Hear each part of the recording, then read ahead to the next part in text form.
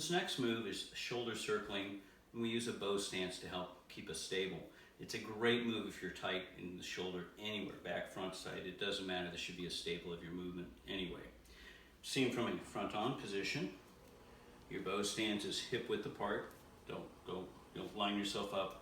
Just make sure the heels are roughly hip width apart. Soft on the back knee, a little pushed on the front. I'll show you from the side in a minute.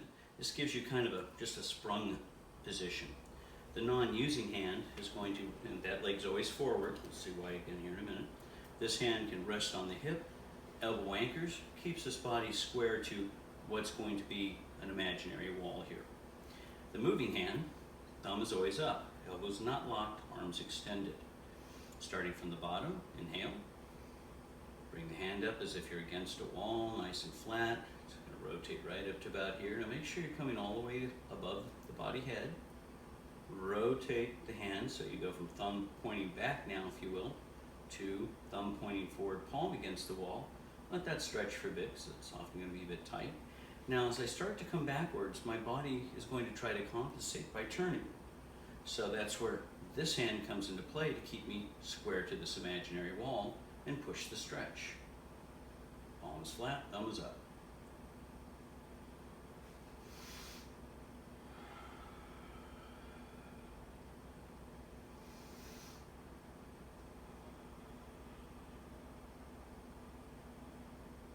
Do it both clockwise or reverse as well as counterclockwise.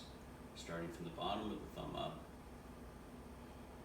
So the best rule of thumb with this move is, the best rule of thumb actually with this move is the rule of thumb, but just keep your thumb up.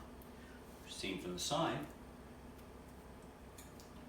the bow stance, just nicely supported. The non-moving hand side anchors me in a straight position. Thumb is always up.